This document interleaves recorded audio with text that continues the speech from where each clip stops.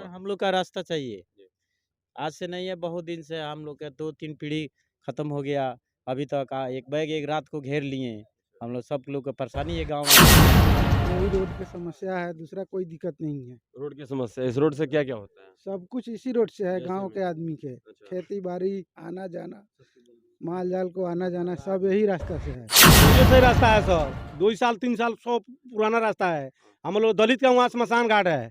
ये लोग दबंगों ने दबंगई का और चिरस्थान को रास्ता घेरवा दिया। हम लोग गढ़वा प्रखंड अंतर्गत आने वाले आमोदी पंचायत के आमोदी मौजूद हूँ, जहाँ पे आप हमारे पीछे ये जो लोगों को देख रहे हैं और बाजू में एक रिबुराज एग्रो प्राइवेट लिमिटेड है। यहाँ के लोगों की कई सारी समस्याएं हैं। अब मैं उस कंपनी का नाम ले रहा हूँ, इन लोगों के बारे में बता रहा हूँ। आइए इन्हीं लोगों से जानते हो, समझने की कोशिश करते हैं कि आखिर इन लोगों को क्या समस्या है। खासतौर से वहाँ पे एक बोर्ड, एक बैनर आपको दिख रहा होगा, इस पर लिखा हुआ है ग्राम पंचायत राज आमोदी शोभा टोला में अवस्थित निजी सड़क, पुराना सड़क, गैर मजरूआ बेलवा पोखरा शमशान घाट अतिक्रमण मुक्त करवाने हेतु। भाई साहब, आखिर इसका मामला क्या है, इसका मुद्दा क्या है, इसकी असलियत क्या है? यहाँ पे जो लोग मौजूद है उनसे हम जानेंगे और समझने की कोशिश करेंगे। सबसे पहले तो यहाँ पे हमारे पूर्व मुखिया साहब हैं, क्या कहना चाहेंगे सर, क्या मामला क्या है? हमारा नाम मोहम्मद सफीउल्लाह, जी पूर्व मुखिया आमोदी। जी ये ये नेशनल हाई रोड से जी और रेलवे लाइन तक जी 1 किलोमीटर की दूरी है, जिसमें मतलब ये अब 200 बरस तक 400 बरस से ये रास्ता है प्राइवेट। दोनों सरकार 5 फीट पर दिया है रास्ता। 10 फीट का रास्ता नेशनल हाई रोड से वहाँ तक है। गुप्ता जी भी अपना नया मस्जिद खोले, वे भी 5 फीट छोड़ करके 500 फीट लंबाई में दिए हैं। अच्छा, उन्होंने दिया है। जो बगल में है। गुप्ता जी बोले तो रिपुराज वाले के ओनर। हाँ हाँ हाँ, टिपू राज वाले ने 5 फीट दिया है। जी। उसके बाद यहाँ से करीब 1200 फीट के दूरी पर जी वह जमीन फिर आगे बेचा है, कोई खरीद दिया है। अब 1200 फीट के दूरी पर मतलब वो रास्ता को जाम कर दिया है, बाउंड्री कर रहे हैं। बाउंड्री करने के बाद वो रास्ता था 10 फीट छोड़कर इधर पिलर उठाए, 10 फीट रोड उठाए, लेकिन इसके बाद राताराती 17 तारीख को करकट से रख करके आधार का चौकवा दिया है बोरा में, जो रास्ता जाम है। रास्ता जाम होने से मतलब बहुत यहाँ 5000 लोगों को दिक्कत है इस रास्ता से। अच्छा, इस रास्ते से 5000 लोगों को लगभग दिक्कत हाँ लाभ है, जी। लेकिन बंद होने पर 5000 लोग को दिक्कत है। तो हम लोग चाहते हैं कलेक्टर साहब यहाँ लोग दरखास्त दिया है, यही रास्ता को खुलवाया जाए, बेलवा पोखरा को मुक्त कराया जाए, श्मशान को मुक्त कराया जाए। अब कलेक्टर साहब अपना रिपोर्ट जो जाएगा उसके बाद कलेक्टर साहब क्या कर रहे हैं, इसी के इंतजार में हम लोग। अभी हमारे साथ जावलक साहब हैं, जो कि जदयू के जनता दल यूनाइटेड के स्टेट पॉलिटिकल एडवाइजर हैं। उनसे हम बातें करेंगे, समझने की कोशिश करेंगे कि इस मामले में अभी तक आपको क्या नॉलेज हुआ है। देखिए, इससे पहले भी 14 तारीख को हम यहाँ पे आए थे, तो सीओ साहब से बात हुई थी। तो सीओ साहब ने कहा था कि वो अपना ज़मीन जो है 10 फीट रास्ता वो दे रहे हैं। अब पिलर दोनों साइड से उठा लिए हैं और 10 फीट जो एनएच से डायरेक्ट आपको रेलवे ढाला तक, ये 10 फीट का रास्ता 200 बरस पुराना रास्ता है। आपसी सहमति से इधर दक्षिण और उत्तर से जो भी यहाँ पे ऑनर हैं ज़मीन के, आप देख रहे हैं इधर ये एनएच से 10 फीट का रास्ता आपसी सहमति से दोनों पक्ष 5-5 फीट छोड़ते गया है। ये रिपुराज वाले भी जब अपना ये प्लांट लगाया सबसे पहले, तो ये भी 5 फीट जिस तरह और लोग छोड़ा था, ये भी अपना छोड़ के लगभग 500 फीट लंबा में अपना उठाए थे। लेकिन अभी क्या है, इनके मन में लालच समा गया है। ये लोगों को परेशान करना चाहते हैं, लोगों को भगाना चाहते हैं, इनकी नीयत वैसी है। इसलिए मैं कह रहा हूँ कि ये रास्ता 1 किलोमीटर लंबा है, आपसी सहमति से निकला हुआ। 2 बरस से 200 साल से ये रास्ता हर कोई इस्तेमाल कर रहा है। इसके पीछे लगभग आम गैरमजरूआ 5 बीघा का पोखरा है, जिसमें पशु पानी पीता था, यहाँ का लोग नहाता धुलाता था। और उसके बगल में श्मशान घाट है, जिसमें दलित बस्ती के लोगों को अपना दाह संस्कार वो लोग करते थे। लेकिन अब इनके मन में लालच आ गया। बीच में क्या किए हैं कि बीच में जो 100 फीट तक का ये जो रास्ता है, बीच में 100 फीट ही चारों तरफ से पैक कर लिए। सीओ साहब से बात हुई, सीओ साहब ने कहा कि नहीं, उनसे बात हुई है कि वो रास्ता आप मत उसको बाउंड्री कीजिए। तो ये जैसे अभी मुखिया जी बता रहे थे, दोनों साइड में 10-10 फीट छोड़ के ये अपना पिलर उठाए थे।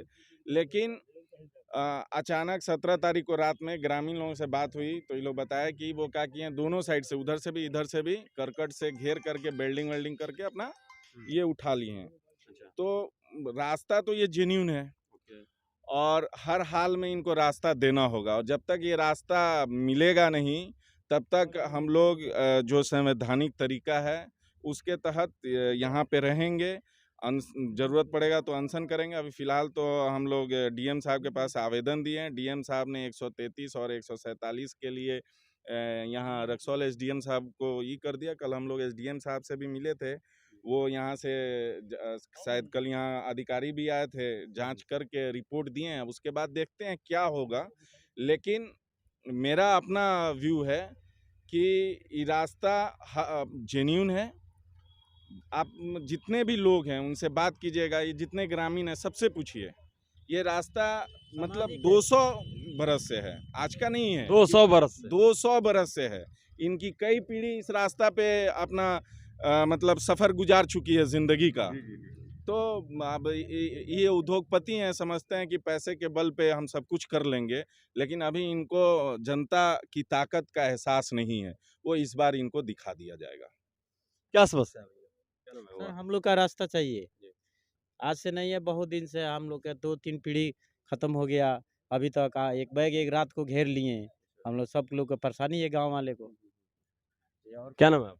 हमरा सनोज शर्मा। क्या क्या समस्या है? वही रोड की समस्या है, दूसरा कोई दिक्कत नहीं है। रोड की समस्या, इस रोड से क्या क्या होता है? सब कुछ इसी रोड से है, जैसे गांव में? के आदमी के अच्छा। खेती बाड़ी आना जाना, माल जाल को आना जाना सब यही रास्ता से है। आपका नाम? पूर्वजों से रास्ता है सर, हाँ। 2 साल 3 साल 100 पुराना रास्ता है। हम लोग दलित का वहाँ स्मशान घाट है, ये लोग दबंगों ने दबंगई का चिरस्थान को रास्ता घेरवा दिए। हम लोग कहाँ जाएंगे? नहीं, देखिए दबंगई हम नहीं कहेंगे, हम उनसे इस बारे में लेंगे कि हाँ आपने ऐसा क्यों उनके किया पास है, हम लोग आरजू विनती करते हैं साहब जी आपके पास है, हाँ। आप छोड़ दीजिए। हाँ। हम लोग क्या है, गरीब आदमी है हम लोग कोई चीज स्थान नहीं है, ये ना हम लोग कहेंगे आरजू विनती करेंगे, छोड़ दीजिए कम से कम। बेशक बहुत बड़ी बात इन्होंने कही है कि महोदय आपके पास है रिपुराज एग्रो प्राइवेट लिमिटेड के, अगर गुप्ता जी इस बात को सुन रहे होंगे, अगर ये बात सही है, इन लोगों का जो आरोप है अगर ये सही है तो आपके पास है। इनका यही कहना है कि आपके पास है, आप छोड़ दीजिए, हम लोगों के पास नहीं है, हम लोग अपनी ज़िंदगी उसी के मार्फत गुजारते हैं। और एक चीज़ हम ये भी जानना चाहेंगे मुखिया जी कि क्या इस मामले में अभी तक FIR वगैरह हुआ है क्या? इस मामले में हम लोग रोड को जनता के लिए रोड के लिए हम लोग घेरी के लिए रास्ता रहे, इसे बहुत घाटा है रास्ता बंद होने के बाद। उसके बाद मतलब ये झूठा केस ये लोग तो आंसर लेकिन दे रहा था, जो संवैधानिक तरीका है, गांधीवादी तरीका है भाई, ये डेमोक्रेटिक कंट्री है और इसमें अधिकार है कि जब आपके अधिकार का हनन किया जा रहा है तो आप गांधीवादी तरीके से आप अनशन पे बैठ सकते हैं, धरना दे सकते हैं। आप बोर्ड भी देख रहे हैं, यहाँ 12 को ये लोग अनशन पे बैठा हुआ था। तो ये जो है मुखिया जी पे, इनके लड़का पे और इनमें से बहुत लोग हैं और भी बहुत लोग हैं जिन पे ये रंगदारी का केस दर्ज करवाए हैं। तो ऐसा लगता है कि मुखिया जी रंगदार हैं, है इन पे कोई मुकदमा पहले से रंगदारी का कि कहीं से क्रिमिनल दिखते हैं। तो इनका बस एक ही अंदर से है कि हम इन लोगों को डरा के धमका के, चूँकि अगल-बगल में जो लोग हैं, दलित बस्ती है, ये लोग खाने कमाने वाला है, दिहाड़ी वाला लोग है, तो ऐसा लग रहा है इनको कि इन लोगों को हम दबा देंगे और दबा के मनचाहा जो है घेर लेंगे और उधर से जब रास्ता बंद हो जाएगा तो लगभग हज़ारों बीघा की खेती है, तो उसको ये आसानी से औने-पौने दाम में खरीद लेंगे। सबसे बड़ी बात है कि ये जो आप राज राइस मिल देख रहे हैं, ये राइस मिल जो है ये सरकारी नक्शा में जो है ना रोड है, ये रोड अधिग्रहण करके बनाए हुए हैं। अब तो इसके उसकी भी बीचों-बीच? आवाज उठेगी। हाँ भाई, जो सरकारी रोड है, जो नक्शे का रोड है, और ये लोगों को कहते क्या कि हम बंदोबस्त करा लिए हैं, तो बंदोबस्त किसको होता है? ये भूमिहीन थोड़ी हैं, इनकी बंदोबस्ती भी टूटेगी। अब बीचे बीच जहाँ रास्ता है वहाँ रास्ता हम लोग लेके भी रहेंगे। ये इनको लगता है, ये चूंकि देखिए ये भाजपा माइंडेड हैं, इनके समधी भाजपा के नेता हैं, विधायक हैं, तो इनको लगता है कि हमारे पास पैसा है तो हम कुछ भी कर सकते हैं। लेकिन शायद इनको नहीं मालूम है कि नीतीश कुमार इस प्रदेश के मुखिया हैं और नीतीश कुमार एक ऐसे शख्स हैं जिनको कोई खरीद नहीं सकता है। किसी अभी दुनिया में कोई ऐसा नोट नहीं बना है, ना कोई ऐसा इस धरती पे पूंजीपति पैदा लिया है जो नीतीश कुमार को खरीद सके। नीतीश कुमार चूँकि कर्पूरी, लोहिया और जयप्रकाश के पद चिन्हों पे चलते हैं। हम लोग भी उनके अनुयायी हैं, हम लोग भी समाजवादी लोग हैं और समाजवादी तरीके से जिस तरह से होगा हम लोग आंदोलन करेंगे और इनको मुकम्मल जवाब दिया जाएगा। सबसे पहले यहाँ का लोग कितना बर्दाश्त कर रहा है इनको समझना चाहिए। आपके जो मिल से धुआं निकलता है उससे सारे छतों पे आप जाके देखिएगा तो एक एक इंच आपको काला बैठा हुआ मिलेगा। लोग कब आज तक ऑब्जेक्शन नहीं उठाया। आप एनएच को अपना गोडाउन बना लिए हैं। आप देखिए इधर, आप कैमरा दिखाइए कि इनका जितना जो धान का ट्रक है ये सारा एनएच पे लगा रहता है। आए दिन यहाँ एक्सीडेंट होता है। लेकिन लोगों का ये कहना है कि चलो भाई गांव के लोग हैं, सब मिलजुल के रहने वाले हैं कि आप जो है मिल चला रहे हैं तो चलिए चलाइए। लोग कंप्रोमाइज कर रहे हैं, लेकिन ये कंप्रोमाइज को लोगों की मजबूरी डर समझ लिए हैं और ये आप चाह रहे हैं हम जो चाहेंगे वो करेंगे। आज लोग खुली हवा में सांस लेने के लिए परेशान हैं। ये अपना जितना वेस्ट जो वाटर है वो बेलवा पोखरा, जो गरमजरुआ आम पोखरा है उसमें छोड़ते हैं, जिसमें पूछिए इन लोगों से इनकी खेती नुकसान हो रही है। ना इनका गेहूं सही से हो रहा है, ना धान सही से हो रहा है। यहाँ के लोगों को फेफड़े की सांस की प्रॉब्लम हो रही है। तो अब तो हर चीज़ पे आवाज़ उठेगी। आप कब तक आतंक मचाइएगा? आपके पास पैसा है लेकिन लेकिन पैसे के दम पे आप जनमानस की, जनता की आवाज़ को नहीं दबा सकते हैं। और हम लोग मजबूती से आवाम के साथ खड़े हैं, चूँकि हमारे सरकार की भी नीति है कि जो समाज में सबसे पिछले पैदान पे लोग खड़े हैं उसको भी हम जो है फर्स्ट लाइन में लाएं, उनको मजबूत करें। इनके साथ हम लोग खड़े हैं। इनसे जहाँ तक लड़ना होगा हम लोग संवैधानिक तरीके से लड़ने के लिए तैयार हैं। इनको जितना मुकदमा फर्जी करवाना है कराएं। फर्जी मुकदमा हुआ है, इसको भी हम लोग चैलेंज करेंगे, देखेंगे, बात करेंगे।